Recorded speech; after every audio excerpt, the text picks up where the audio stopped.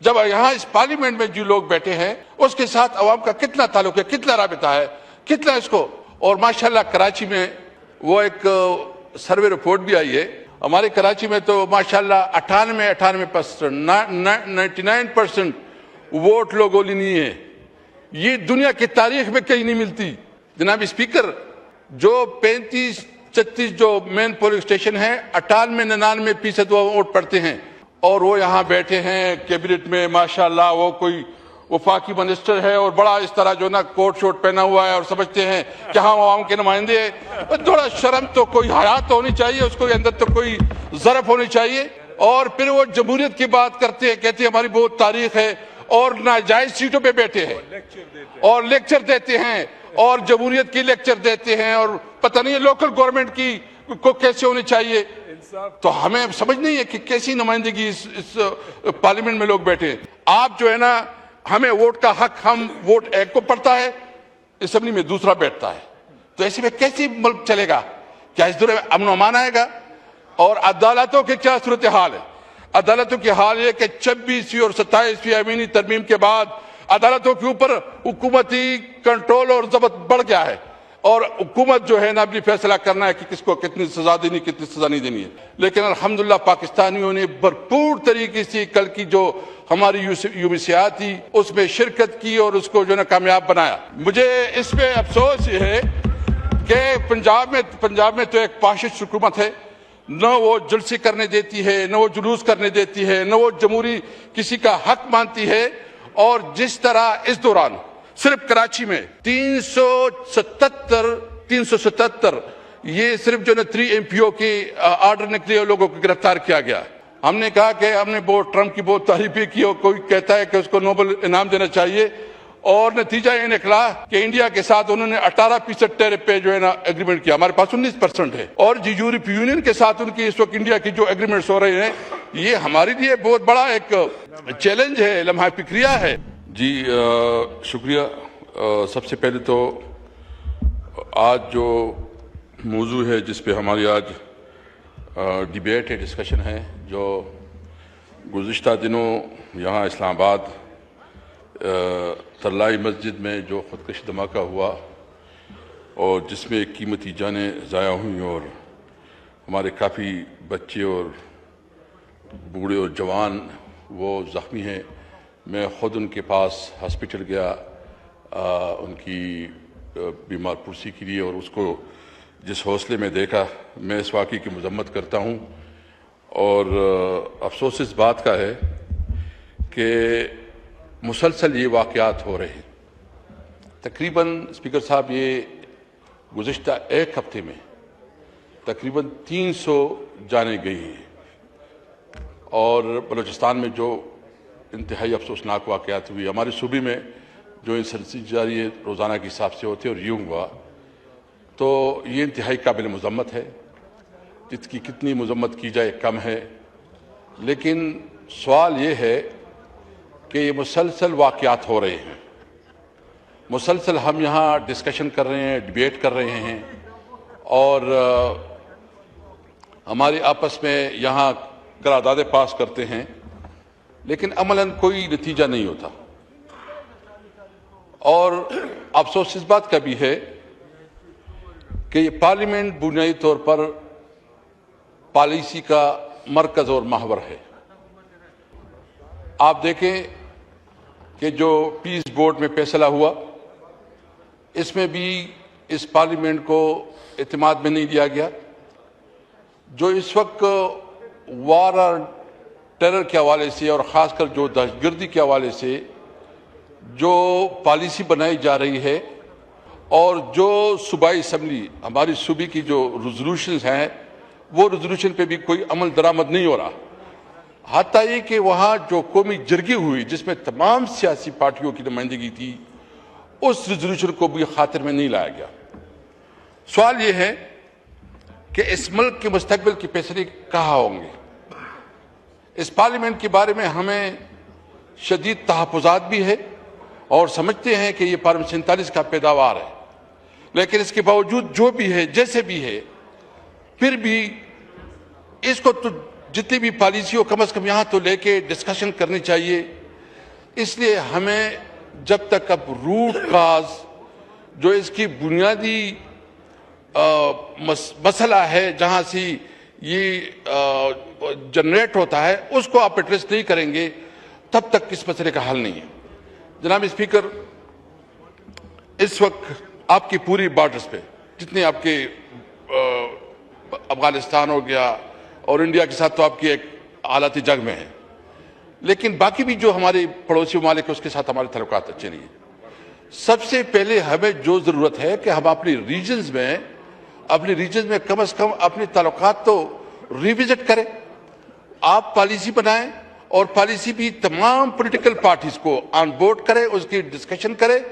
تمام پارلیمنٹ میں جو ڈسکشن ہوتی ہے اس کو امپارٹنس دیں، تبھی آگے بڑھے گی. جناب اسپیکر، جب آپ پارلیمنٹ میں وہ لوگ بیٹھے ہوں گے جو عوام کے نمائندے نہیں ہوں گے. جو بلوچستان میں اس وقت صورتحال ہے تو بلوچستان اسمبلی کی اور بلوچستان کے نمائندوں کی عوام کے ساتھ کتنا رابطہ ہے، کتنا تعلق ہے، کتنا اس کے ساتھ جو ہے نا اس کے اوپر اعتماد ہے. جب یہاں اس پارلیمنٹ میں جو لوگ بیٹھے ہیں اس کے ساتھ عوام کا کتنا تعلق ہے، کتنا رابطہ ہے، کتنا اس کو. اور ماشاءاللہ کراچی میں وہ ایک سروے رپورٹ بھی آئی ہے. ہمارے کراچی میں تو ماشاءاللہ 99% ووٹ لوگوں نے نہیں ہے. یہ دنیا کی تاریخ میں کہیں نہیں ملتی.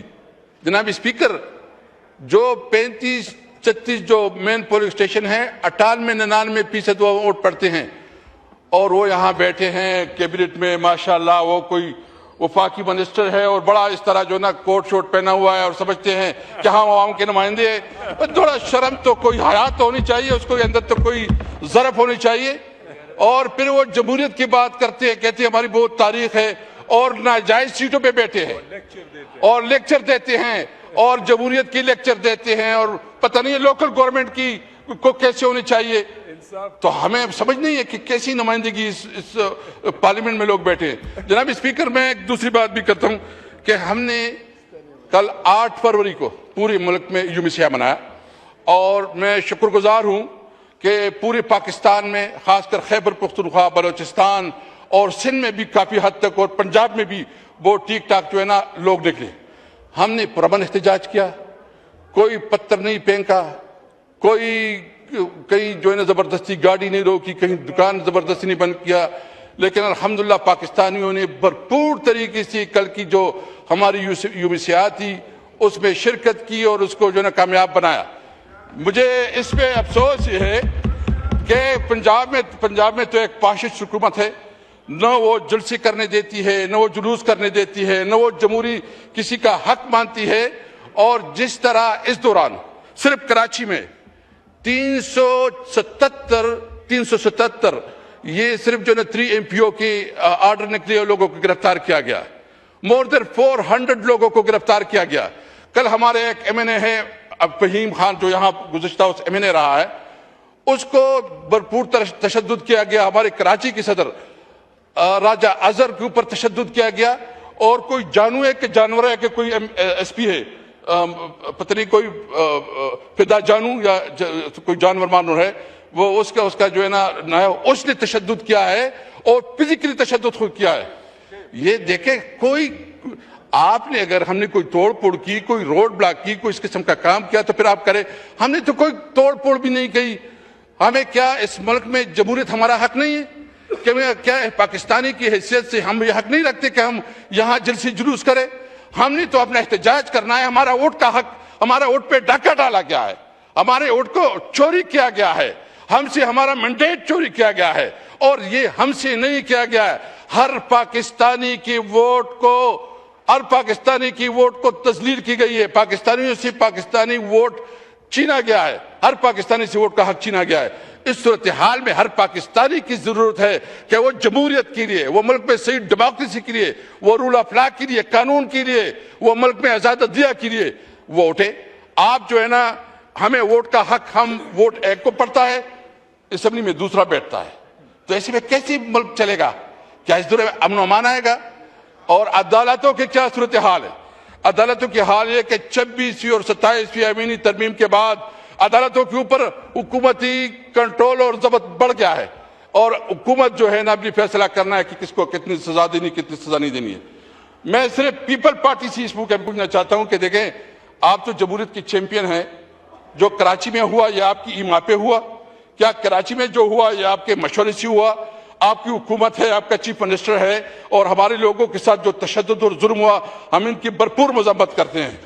میں اسپیکر صاحب 2-3 تجاویز بھی دوں گا, اور میں سمجھتا ہوں کہ اس وقت اس ملک کی تمام بحرانوں کا ایک ہی حل ہے, ایک ایسا الیکشن کمیشن جو سب کو قابل قبول ہو, اور وہ الیکشن کمیشن نئے الیکشن کروائیں اور عوام کی صحیح نمائندے اس پارلیمنٹ میں آئے.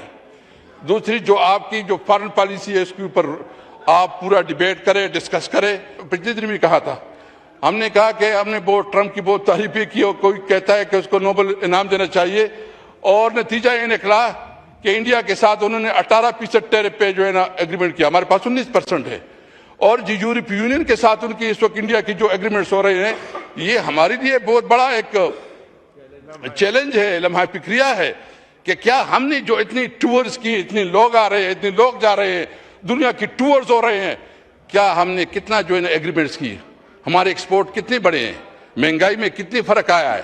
اس وقت مہنگائی جو حال ہے, جو اس وقت بے روزگاری ہے, اس وقت جو بدامنی ہے, اس کی ذمہ دار کون ہے؟ اس کی یہ ذمہ دار حکومت ہے. اس حکومت کے پاس کوئی حق نہیں ہے کہ وہ مزید حکومت کرے. میں سمجھتا ہوں کہ تھوڑی بھی اس کے اندر ہو وہ آئے قوم سے معافی مانگے اور بتائے کہ ہم حکومت نہیں کر سکتے, اور اس ملک میں نئے انتخابات ہو اور وہ الیکشن کمیشن آ جائے جو الیکشن کمیشن سب کو قابل قبول ہو. پاکستان زندہ باد.